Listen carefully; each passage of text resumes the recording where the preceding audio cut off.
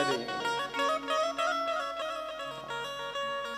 भगवान को ये मिथ्या कलंक लगा। अच्छा, क्यों लगा मिथ्या कलंक? तो कथा ऐसे ही आती है कि एक बार भगवान जी ने भाद्र शुक्ल चतुर्थी के चंद्रमा का दर्शन कर लिया था। गणेश चतुर्थी, उस दिन के चंद्रमा का दर्शन नहीं करना चाहिए, नहीं तो मिथ्या कलंक लग जाता है, क्योंकि चंद्रमा को ऐसा साप मिला हुआ है। गणेश पुराण में कथा आती है, भगवान महादेव कैलाश पर विराजमान थे। दोनों पुत्र कार्तिकेय जी और गणेश जी महाराज दोनों सामने खेल रहे थे। ब्रह्मा जी भी बैठे हुए थे। तो भोलेनाथ के हाथों में था एक फल। तो फल एक और खाने वाले दो, पर दिया किसे जाए? तो ब्रह्मा जी से पूछा गया। बोले ब्रह्मा जी ये बताओ, मेरे हाथों में ये एक फल है, पर दूं किसे? कार्तिकेय के दूं कि गणेश जी को दूं? ब्रह्मा जी ने कहा, बोले ज्येष्ठ पुत्र का अधिकार होता है, इसलिए आप ज्येष्ठ पुत्र को दे दीजिए। तो वह फल भगवान कार्तिकेय को दे दिए। गणेश जी रुष्ट हो गए कि ब्रह्मा जी के कारण मुझे फल नहीं मिला। तो ब्रह्मा जी जब जब सृष्टि करते तो गणेश जी उनकी सृष्टि में विघ्न डालते।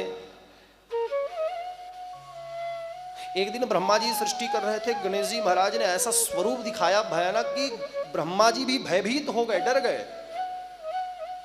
ब्रह्मा जी डरे तो चंद्रमा वहां पर था, उनको आ गई हंसी। चंद्रमा को हंसी आई तो गणेश जी महाराज बड़े क्रुद्ध हो गए। अरे मूर्ख कहीं का,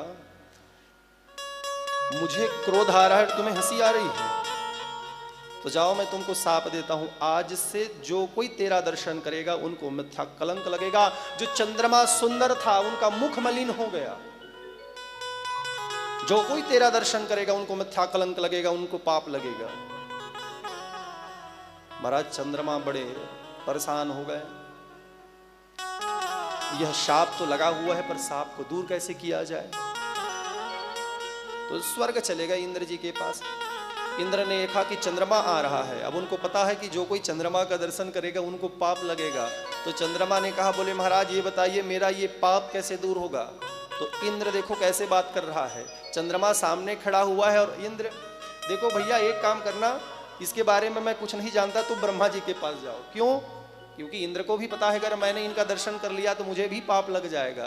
वो दृष्टि से नहीं देखे, उनको इधर देख रहे हैं और सामने चंद्रमा खड़े हुए हैं। वो ब्रह्मलोक को चले गए ब्रह्मा जी के पास।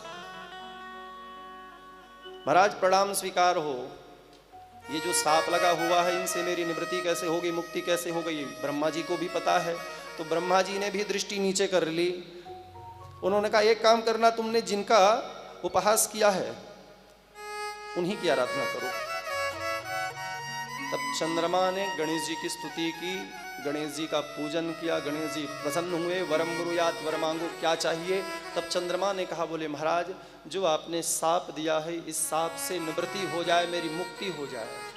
गणेश जी ने कहा, भैया जो साप दिए हैं उनसे निवृत्ति तो नहीं हो पाएगी, लेकिन हाँ एक जो साप दिए थे कि पूरे वर्ष तुम्हारे दर्शन से ये पाप लगेगा, तो ये पूरे वर्ष को हटा करके पूरे वर्ष में केवल एक दिन, केवल एक दिन जो कोई गणेश चतुर्थी के चंद्रमा का दर्शन करेगा उनको मिथ्या कलंक लगेगा। और ये वरदान भी देता हूं, शुक्ल पक्ष द्वितीय चंद्रमा तुम्हारे दर्शन का बड़ा महत्व भी रहेगा। लेकिन कभी देख ले चंद्रमा तब क्या करना चाहिए? तो बोले इसी सिमंतक उपाख्यान की जो कथा है उनका एक बार चिंतन कर लेना चाहिए।